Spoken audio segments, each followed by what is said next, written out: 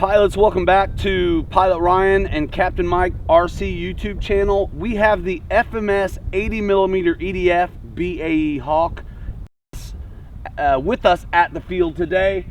It's supposed to be a warm snap. I think that means there's just not going to be frost on your windshield in the morning, because the wind is definitely made up for what was supposed to be a mild temperature. It's actually absolutely ridiculous out here. But we don't care. We're gonna fly this stuff, and I think we may have to land it in the grass just because the wind is so stout a cross. The plane, this actually opens up to cool the ESC. There's even an exit right here. So this screws in right here, which is cool. And the plane comes with wing fences, lights, and suspension out of the box. Not to mention, one of the best things about it, FMS 80mm in-runner. These fans, everybody is a big fan of these fans.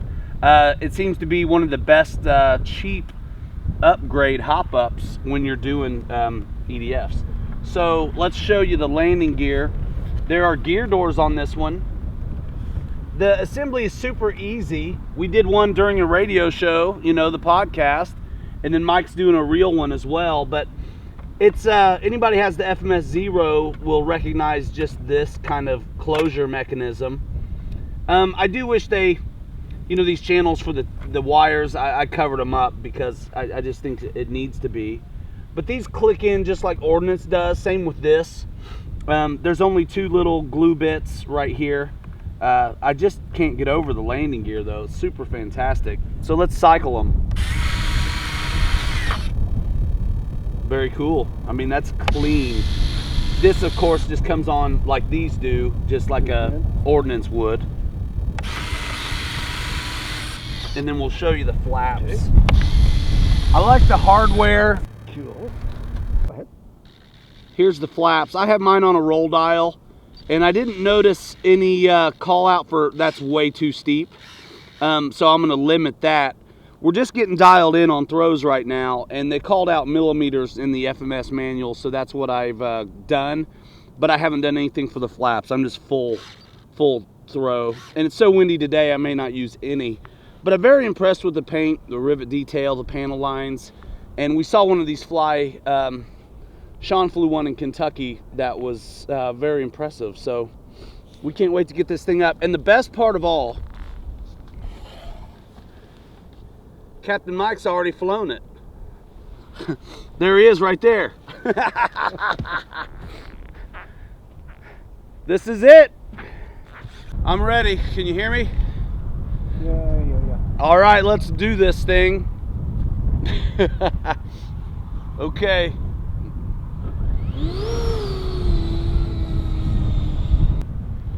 All right, I'm not going to waste any time getting off. This is a maiden flight, and it's really questionable decision making at this point.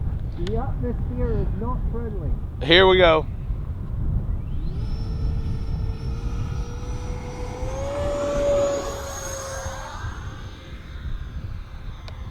Beautiful. So it's really windy. I'm flying a little bit nose heavy because it's my maiden flight. I'm going to check the trim out, and then I'm going to immediately go to checking out approach. I've got an old battery in here for the weight. Look at that. No stabilization, no nothing.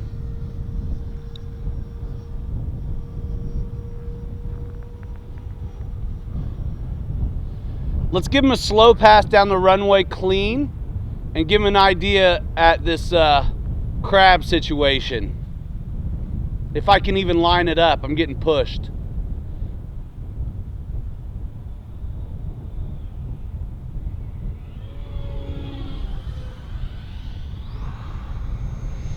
Not too bad. Once I drop the gear though, there's some dangly bits which are gonna make it more of a situation, I'm sure. You want to do a slow-mo? No slow-mo, just get it.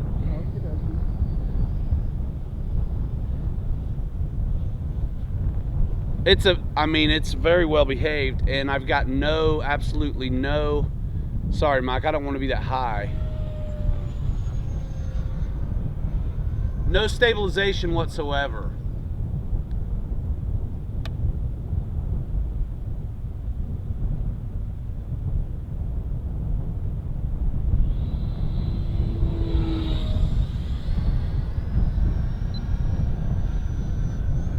We may be putting it in the grass, my friend.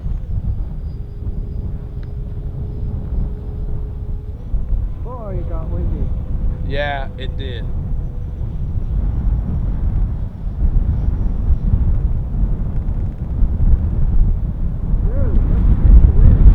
Oh my word, this is gonna be crazy. You ready? Yeah. So I actually have flaps in because I'm nose into the wind.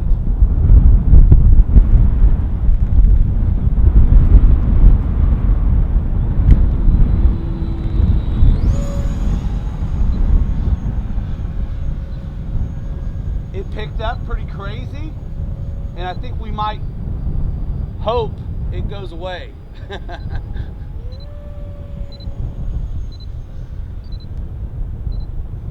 All right, no flaps. You want me to fix the wind, Ryan? Well, yeah. Hey, you know, with that battery, you can stay up another 15 minutes. How's that?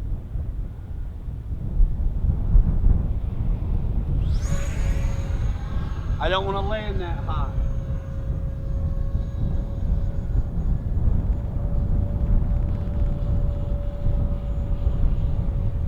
Here's what I'm going to really do.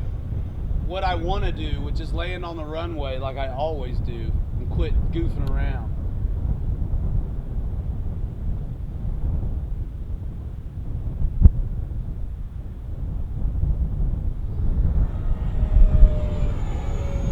It sounds amazing. We are definitely worried about bringing it home safe at this point.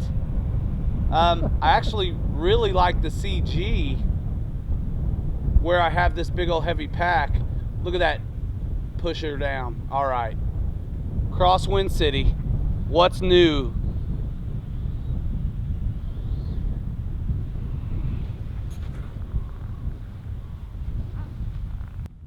I'm taking that because you about have to.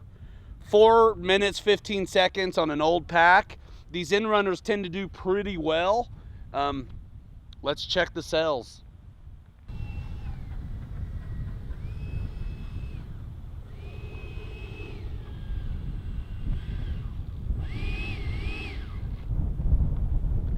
Wow.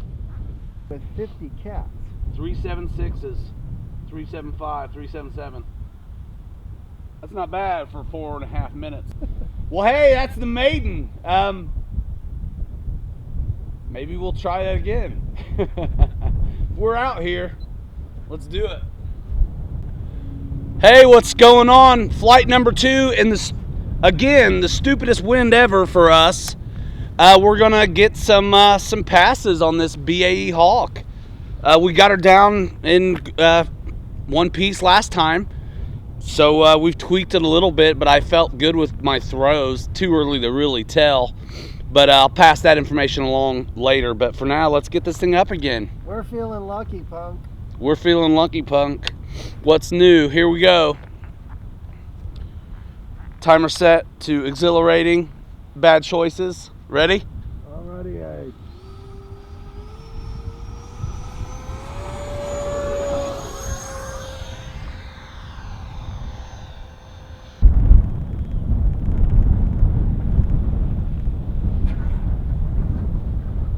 Oh, I knew I should have slow-moed that. Hey, a ton of left rudder, a bunch of right aileron, and dude, yes!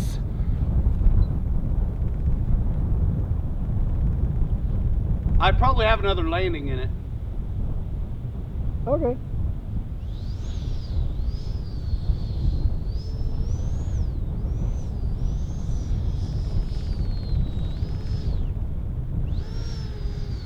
I'm gonna take off right now, and then I'm gonna turn around and land it right away. All right. Let's see, high rate, yes, I want that for the authority.